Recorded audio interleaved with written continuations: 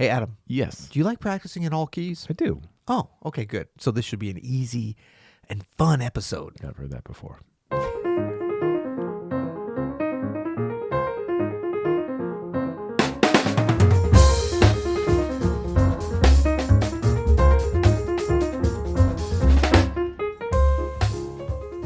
I'm Adam Maness. And I'm Peter Martin. And you're listening to the You'll Hear It podcast. Daily music advice coming at you. Coming at you today. We're on YouTube again today. Did you know that? Yes, I did. I'm loving the YouTube. I'm loving it. I'm loving the McDonald's. Sorry. I was just seeing if I can get a Burger King. No? Okay. No. I'm loving the YouTube comments Yes. because people are very honest. They're very honest. And you get a little sensitive sometimes. It's a good test for me. Like, it's a nice way to go and see, and like I can see if I can stomach it. It's very hard to do if you're a YouTuber. Any of my fellow YouTubers out there know what I'm talking about. Yes. It's hard to wade through those comments sometimes. It is. It is. So we, I think, ever since we had the 3-hour dinner with our friend Rick Beato. I'm sorry, who? Rick Beato. Oh, yeah, I've heard of him. Famous music YouTuber with his channel. Big shout out to Rick. Yep. Everything Music. And That was great, by the way. That was really great. fun. We had a lot of fun down in New Orleans with Rick and some other folks. But, we thought we had comments problems. He's got some serious comment issues because he's got a lot of traffic over at that. I mean, you get that little channel he's got going. You get those million subs. Yeah. All kinds of folks. They don't turn all up. love you, man. That's right. But no, please leave us comments, positive or negative. I love it all. Yeah. Hey, by the way, have you seen my shirt that I'm wearing today? Yes, I did see it earlier. Did you notice what it is? Oh, that's the is that? It's a theme to our podcast. You can go to you'llhear.com and get the notation on the shirt. Oh, look at him practicing in all 12 keys. Well, that's what we're talking about. Take it up, buddy. Take it up. Woo! Yeah, so we talk a lot about practicing in all 12 keys. You might say that we... Okay. Oh, yeah. We talk about it a lot. We maybe talk about it too much, but we talk about it a lot because it's so important to your development as a musician. Yes. And we maybe don't talk, we talk a lot about the importance of it and how it can help you develop. We maybe haven't practiced, we haven't talked enough about how to actually apply this to your practice. Yeah, but it's great because we've had some suggestions from some of our users, and one of them you took to heart. Like, we had that suggestion from that guy that was like, just do a key a week. And then every week you change keys, and no matter what you're working on, be that a lick or a solo or a tune or tunes, you're just working on them in whatever key. And then after 12 weeks, you cycle back around. I think it's like that's the a great idea. system. I think the idea that you are working on right now, I think this might be one of the last days. Yeah, we just finished it. Oh, yeah, that's right. So it was your January 30-day challenge. Yes. Right? And you practiced something every day in 12 keys. Yes, that was the only kind of parameters for it, was that we would, well, it's funny because it was just sort of a personal thing. I was like, I'm going to practice something for 30 days. I love these 30-day challenges. And you know what? Let's do an episode on our 30-day challenges. Ooh, that'd be in nice. a couple of days. But That'd go be ahead. Yeah. Because you've got a fun one coming up. I do. Yeah.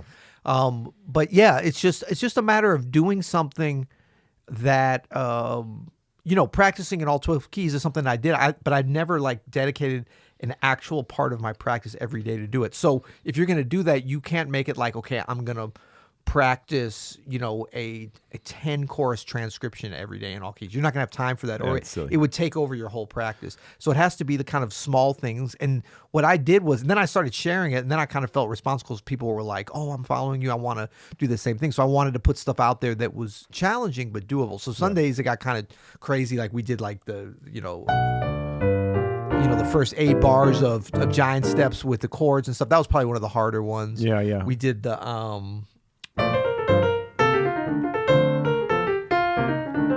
Crazyology. Just the first 8 bars. That one tripped up some folks, Yeah, for sure. But the idea about it was, take anything. Oh, we did some voicing sometimes, just to get around the keyboard and then identify those areas that are more challenging. And like we talk about a lot of times with practice, it's not about going through the things that are comfortable for you and that are easy and that are already in your hands. It's like what I was finding when I practiced things in all keys, no matter what the challenges were, There was like 2 or 3 keys, sometimes 1 key that would trip me up. And usually it was more like a lot of this stuff I can kind of hear in different keys pretty well, but there'd be some fingering issues would come up. And so I'd really kind of work those out. And it was amazing after 30 days how much more comfortable I was sort of getting around those keys that were really providing those kind of challenges. Yeah, that's great. All right, well, let's talk about some actionable things that you can put into play when you practice to help you hit these keys. The first thing that I think of is, I know that you like to practice 12 keys a lot of times chromatically. Right. I like to mostly practice them in the circle of fourths. Yeah, and I was doing some. I've been coming around to that too. I like that as well. But I've been coming around to the chromatic thing because I think maybe both, we'll be in the middle. Well, I think both have advantages. The thing with the circle of fourths is, it's a great way to get through to focus on sort of hard keys at one time. But most people are starting their practice, like if I'm practicing scales, I'll start on C. Yeah. Don't do that. Don't do that. Especially if you're practicing the circle of fourths. Try starting on D flat, right? Yeah. Because the next key is G flat. That's right. And then the next key is B. Right. And then the next key is E.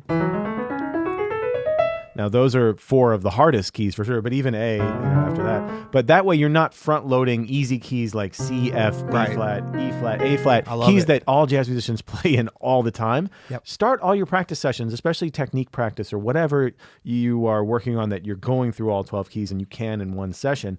Start it on D flat and work up in fourths. That way, you always hit those hard keys first. That's right. And in case you get distracted or something, you start tripping up. Yeah. Right? Yeah. Yeah. So you're going to have to, and then by the time your mind is kind of about to explode, you're getting to some stuff that you can kind of drift through a little bit easier. That's right. As opposed to the opposite. I love that.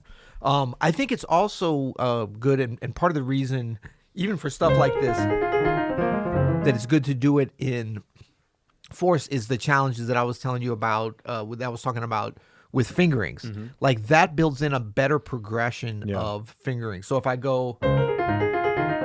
That's a D flat. Yeah. Like that's the main challenge. I know what the notes are. That's pretty easy to do, but to get the finger is so different. Whereas if I go up to G flat,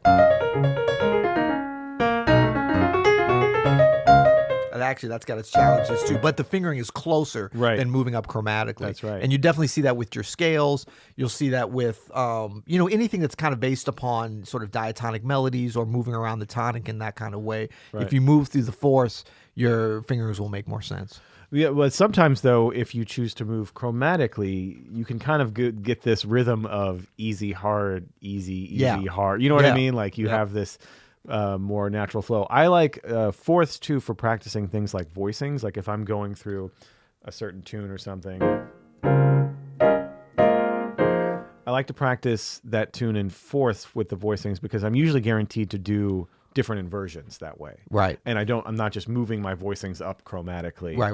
As a shape. Yep. It actually makes me have to think harder about what I'm doing, which is what I want to do when I practice. Exactly. I want to be kind of thrown off a little bit so that I have to figure it out. Yeah, and I think that by that same token, if you take a voicing like this, just kind of force with the major third on top, 2-3 voicing, and that's very easy to play. Right. Then you're not learning anything actually. But to do it, that's a more challenging moving in those kind of fours. Yeah, because you have to kind of like, if you're not familiar already, you have to be like, okay, that's the 13, you know what I mean? Yep. So that is the kind of work that needs to be done in the practice room. Yeah, and it gives you different places, like, or even if you did like whole steps, even though you'd have to come back around and move it a half step at some point. So you take that same voicing and you move it down in whole steps, and then you get here, and then you maybe move up to A flat minor, and then move that one.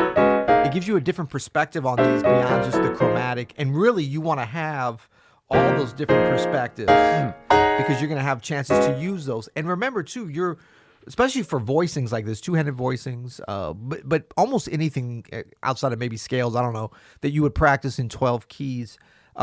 It's as much of a technical challenge like I'm talking about with the fingers, but also like with this, like getting your hand into position so you can move those things around in a way that your hand gets used to the spacing and stuff. So it's kind of an ear thing, I think, and that's why I recommend when you're doing stuff like melodies, however you go to the next key, if you go up a whole step, don't think about, I'm going up a whole step. Like, try to get that next key and hear it. Like, where is that major Oh, seven? so this is important. Try to hear it before you see it. See it, exactly. Or even feel it.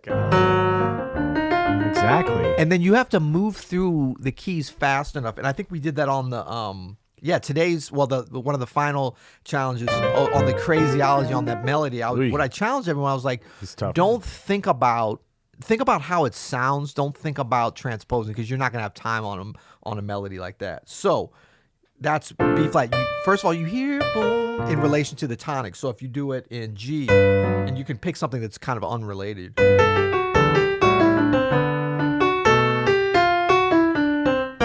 Like, try to and sing it, because you can usually hear it by singing it a lot better than you can just by thinking about the notes. Like, I'm on the third, I'm on the fourth. But then just sort of charge right through it. You're going to make some mistakes, go back and catch them.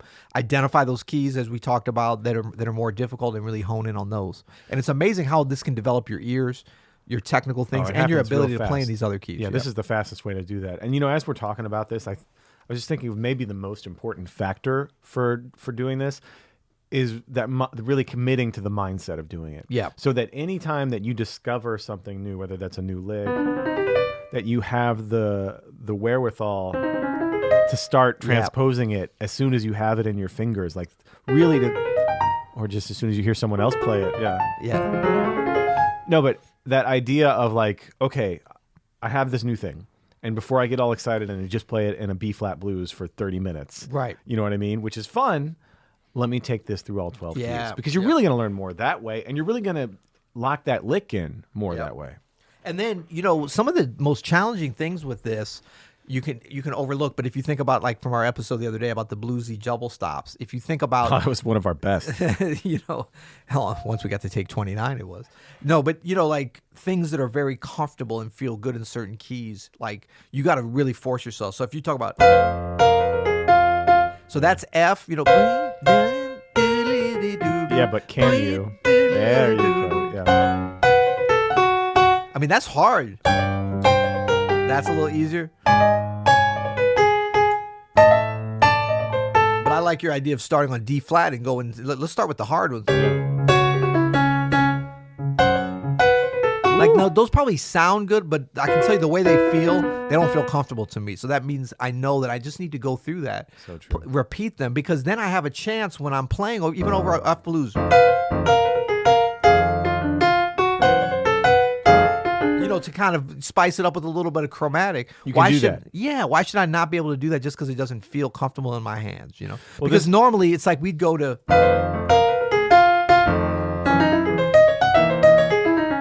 Because that's something that's like comfortable over that key, and that's fine. But maybe you hear it. Got to be able to do it. You got to be able to do it. Got to be able to do it. It's really, we talk about the superiority of jazz musicians, and we are better than most. Why are you getting so quiet about it? Because I feel a little embarrassed, to be honest. No, but one of the things I think that makes the masters of our music so great is that they're able to do that kind of stuff. Yeah. You know what I mean? Yeah. And it's just part of the tradition of the music that we have that kind of musicianship here. Yeah. You know what I liken it to is, if you've been around a great conductor that can look at a score.